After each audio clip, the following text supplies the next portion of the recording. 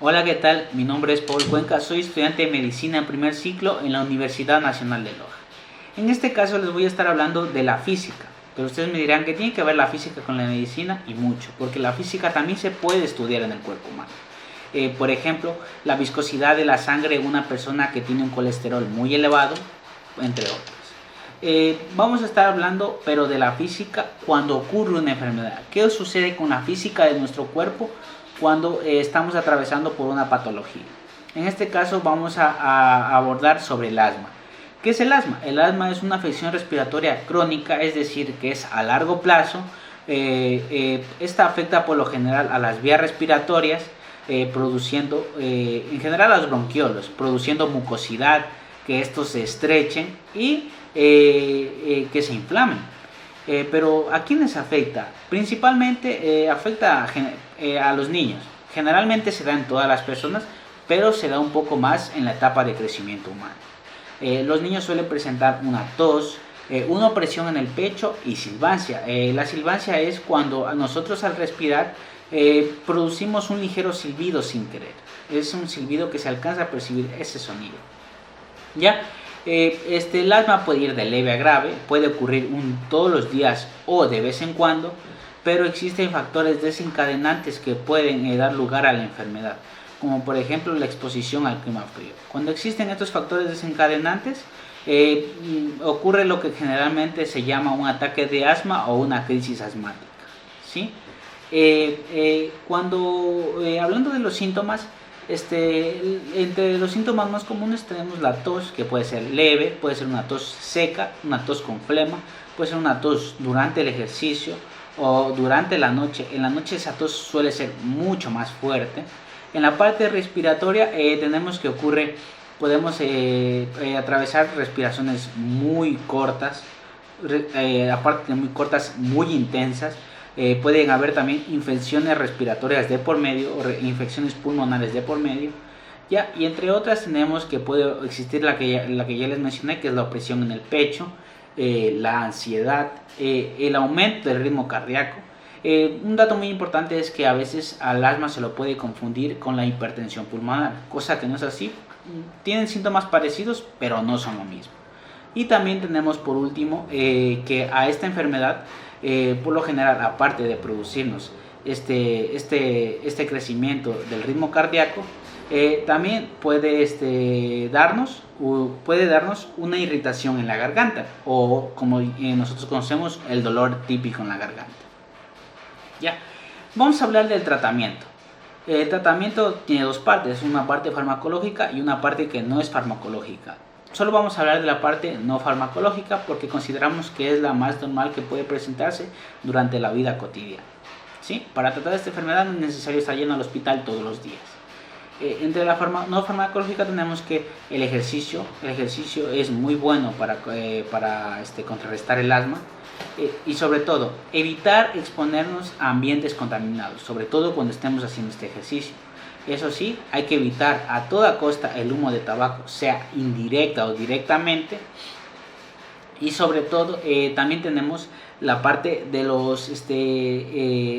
en la vacunación.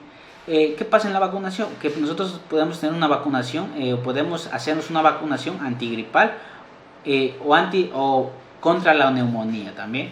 Y sobre todo hay otra cosa que es evitar exponerse a los agentes alergénicos, como por ejemplo pueden ser los ácaros en el polvo, también pueden ser los hongos, pueden ser los pólenes, incluso las pelusas o pelos de los animales, ¿sí?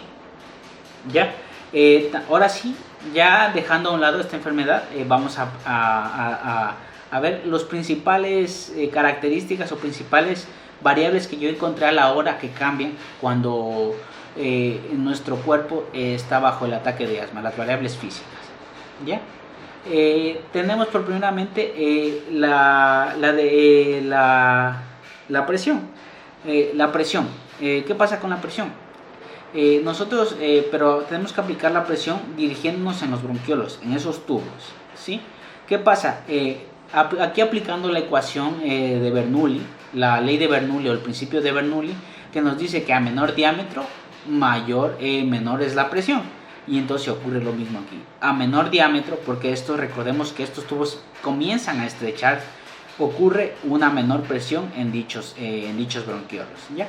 Lo que ligeramente produce el síntoma de la opresión en el pecho. Continuamos con el siguiente, que es la viscosidad. ¿Qué pasa con la viscosidad? Muy sencillo, que el aire, sea o no sea que la persona esté enferma, la viscosidad del aire siempre va a ser la misma, indiferentemente de la que una persona pueda tener asma o no, la viscosidad será la misma. Caso contrario que en el sistema circulatorio, que cuando una persona tiene un colesterol muy alto o en general come muchas grasas, tiene problemas de obesidad, la viscosidad de su sangre suele ser mucho mayor, ¿sí? También hablamos de flujo, y aquí es muy importante, porque ¿qué pasa? Nosotros en los bronquiolos, al estar más estrechos y al tener mucosidad a su alrededor, cuando el aire va a atravesar, va a haber cierta resistencia. ¿Y qué va a pasar? Que el flujo del aire va a ser muy reducido y muy corto. Por eso es que a veces en los síntomas del asma se lo puede asociar como una respiración muy intensa, porque empieza a faltar el oxígeno, porque este flujo de aire se ve muy reducido, porque este aire al atravesar el bronquiolo va haciendo mucha fricción con la mucosidad que hay en su alrededor, y el aire va llegando con menor intensidad hacia los pulmones. Ya tenemos la densidad, al igual que la viscosidad, en este caso no va a cambiar, va a ser la misma, manteniéndose en el sistema respiratorio, sea que la persona esté enferma o no, la densidad va a ser la misma. Y por último tenemos la elastancia. Pero ¿qué pasa en la elastancia? No quiero decir que a estos bronquiolos nosotros los vamos a estirar, sino que recordemos que la elastancia es esa cierta propiedad que tienen los cuerpos a alargarse o a contraerse sin perder su forma original, o sea que pueden volver a estar en su forma original, y esto ocurre en el caso de los bronquiolos.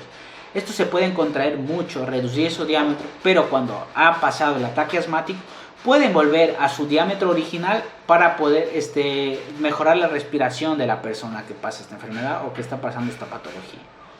¿Ya? Y esto ha sido todo por el video. Muchas gracias por haberme escuchado y espero que les haya servido.